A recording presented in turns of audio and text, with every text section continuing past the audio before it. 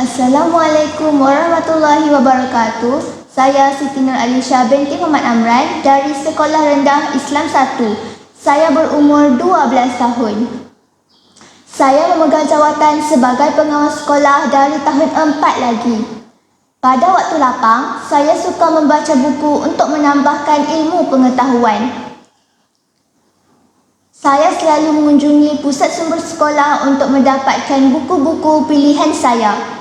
Saya memilih 5 buah buku yang menjadi kegemaran saya. Yang pertama, Langkah Entah ke Mana, dikarang oleh Mansur bin Man, mengandungi 156 halaman muka surat, diterbitkan pada tahun 2015. Yang kedua, Drama Girl, dikarang oleh M.K. Riza, mengandungi 132 halaman muka surat, diterbitkan pada tahun 2020. Yang ketiga, Boba Girl, dikarang oleh Sabrina Ismail, mengandungi 102 halaman muka surat, diterbitkan pada tahun 2020. Yang keempat, Membahagikan Masa dengan Bijak, dikarang oleh An Yongja, mengandungi 206 halaman muka surat, diterbitkan pada tahun 2018. Yang kelima, Rezeki Anak-anak, dikarang oleh Sophie S. Ali, mengandungi 30 halaman muka surat, diterbitkan pada tahun 2016. Pada hari ini, saya ingin membuat satu lisensi buku yang bertajuk Rezeki Anak-anak. Buku ini ditulis oleh saudara Sophie S. Ali dan diterbitkan oleh Anugerah Publications pada tahun 2016. Buku ini mengandungi 30 halaman muka surat. Saya memilih buku ini kerana jalan cerita yang dibawa oleh penulis begitu menarik. Buku ini sesuai dibaca oleh semua golongan kanak-kanak. Bahasa yang digunakan mudah difahami dan tersusun. Banyak pengajaran yang dapat diperoleh daripada cerita ini.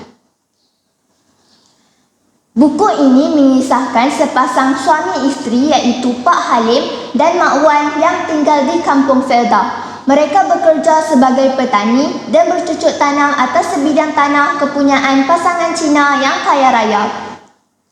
Setiap bulan, mereka membayar wang sewa yang sangat tinggi kepada tuan sewa tanah itu. Mereka membesarkan 9 orang anak dalam keadaan hidup mereka yang amat sukar dan serba kekurangan. Walaupun hidup mereka tidak semewah majikan mereka, Encik Lim dan Madam Huan, namun mereka hidup bahagia dan kesemua anak mereka telah berjaya dalam pelajaran. Pak Halim dan Mak Wan sering dicaci dan dihina oleh Pak Halim dan Mak Wan sering dicaci dan dihina oleh pasangan Cina yang kaya raya itu. Namun demikian, Pak Halim masih bekerja dengan Encik Lim dan Madam Huan untuk mencari rezeki bagi menyara keluarganya. Berkat kesabaran Pak Halim dan Mak Wan, kesemua anak mereka telah berjaya dalam pelajaran dan hingga ke Menara Gading. Bak kata pepatah, berakit-rakit ke hulu, berenang-renang ke tepian, bersakit-sakit dahulu, bersenang-senang kemudian. Apa yang ingin disampaikan oleh penulis dalam cerita ini adalah semangat kental Pak Halim dan Mak Wan yang patut kita contohi. Mereka tidak pernah berputus asa untuk meneruskan kehidupan. Sebagai balasannya, mereka dianugerahi anak-anak yang berjaya dalam pelajaran dan dapat membeli beberapa ekar tanah ladang di kawasan perkampungan mereka. Kejayaan anak-anak mereka boleh dijadikan sumber inspirasi buat kita semua.